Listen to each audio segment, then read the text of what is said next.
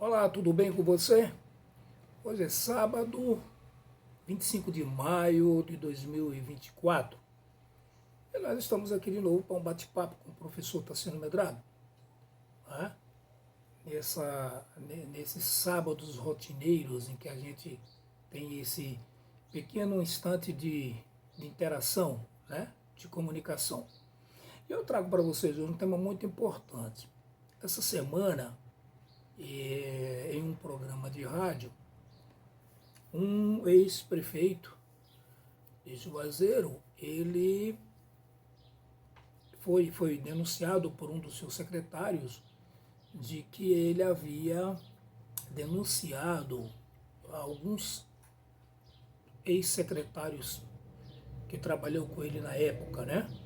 Então, me falha a memória, uns 5 mais ou menos foram rolados aí num processo que envolve esse ex-prefeito, ou seja, ele na tentativa de justificar, né, alguma coisa com relação em busca da sua própria defesa, rolou aí os seus secretários, ou, né, na época, os ex-secretários hoje.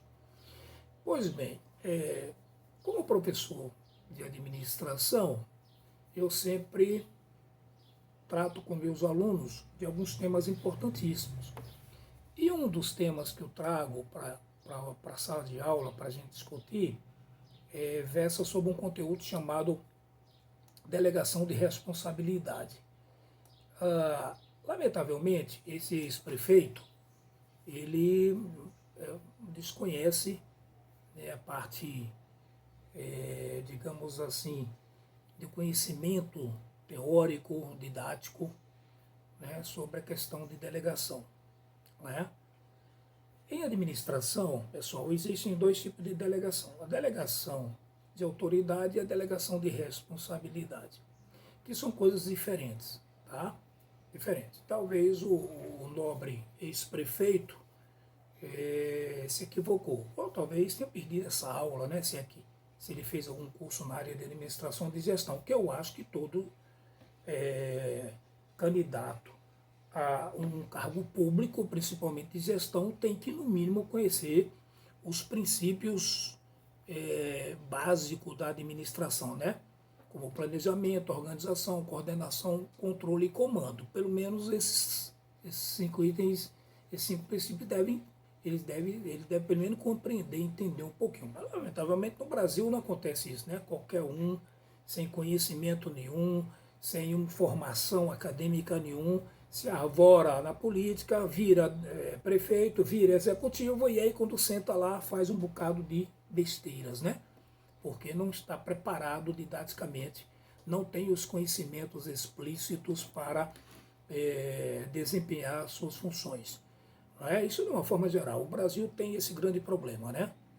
No Brasil se escolhe pessoas para serem gestoras de pastas, seja no governo municipal, seja no governo estadual ou federal, apenas pela questão da sua relação, digamos assim, de militância em um determinado partido e o cargo que ele exerce nesse partido.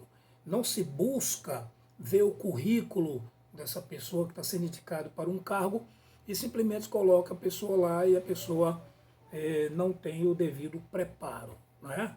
É preciso ter o preparo, ter o conhecimento, além, não basta somente o conhecimento prático, tem que ter o conhecimento teórico, que os dois somados levam à eficácia administrativa. Pois bem, então, como professor de administração, eu sempre discuto com os meus alunos, eu vou dar essa aula de graça aí para o ex-prefeito que está rolando aí os seus ex-secretários. Em administração, seja ela pública ou privada, não se delega responsabilidade. Vou repetir. Responsabilidade em gestão não se delega. Tá? Na administração existe uma distinção crucial, importante, entre autoridade e responsabilidade. Tá? E é muito importante, gente, entender como as organizações funcionam. O conceito de delegação, que é um tema central na administração, ele envolve transferir a autoridade, mas não exime a quem transferiu a responsabilidade pelos atos que são cometidos pelaquela pessoa que foi indicada pelo um gestor público para o representar. Ok? Então, isso é bem claro isso aí, isso é muito claro, isso é simplório, isso é o básico da administração. São os primeiros conhecimentos quando um jovem adentra uma faculdade de administração, que ele tem esse conhecimento básico, né? Bom,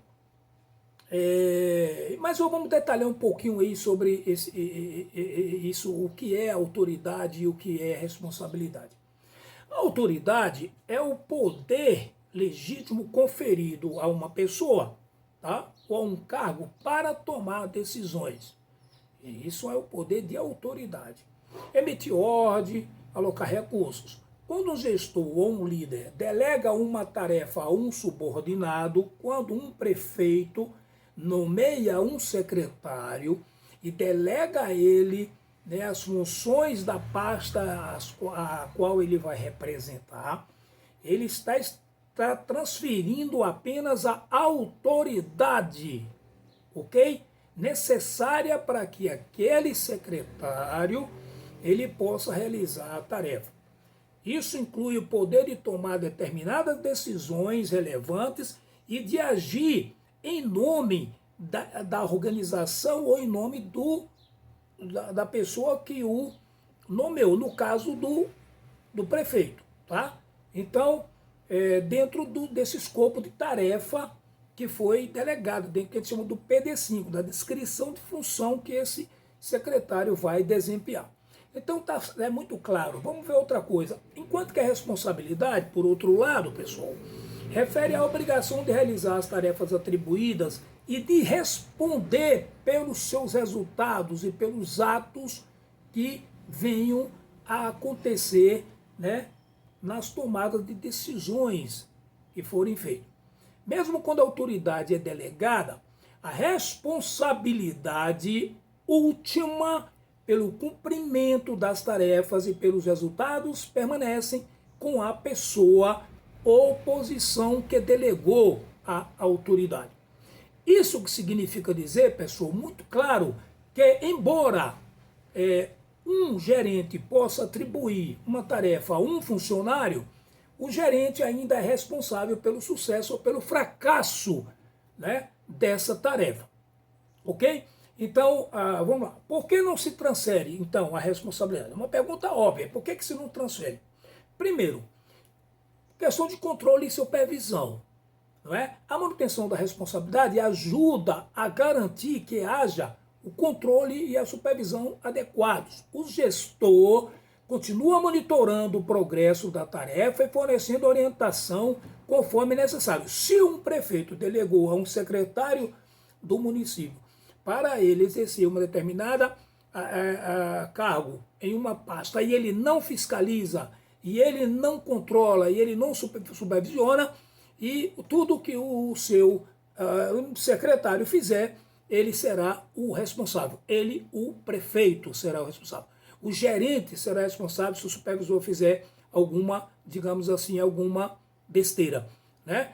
Então, esse é um dos primeiros pilares e fundamentos que embasam exatamente a questão do princípio da responsabilidade. O outro é um alinhamento com o objetivo organizacional. A responsabilidade última garante que a pessoa que delega a tarefa continue alinhada com os objetivos organizacionais e assegure que as ações do subordinado estejam em consonância com esses objetivos, ou seja, estejam condizentes com esses objetivos estabelecidos, ok? São chamados objetivos institucionais. Então, quais são os objetivos do prefeito? Vários são os objetivos do prefeito e todo o seu secretariado tem que estar imbuído em consonância com esses objetivos. Né? Não basta apenas o prefeito dizer, eu deleguei para fulano de tal, para Beltrano, para Cicrano, e aí o que ele fizer é problema dele e eu não tenho nada a ver com isso. Eu lavo as minhas mãos, não lava não, senhor prefeito. Os senhores prefeitos não lavam não. Os senhores serão responsáveis até o final, tá? Risco, a delegação de autoridade, evidentemente, sem a transferência de responsabilidade, ajuda a mitigar riscos, pois a pessoa que delega continua sendo responsável, tá, por qualquer falhas ou problemas que possam surgir, incentivando um controle mais rigoroso. Ou seja, volto a bater na tecla, quem delega a autoridade tem que manter a vigilância e tem que manter o acompanhamento e o monitoramento do seu delegado para que não haja problema nenhum, tá?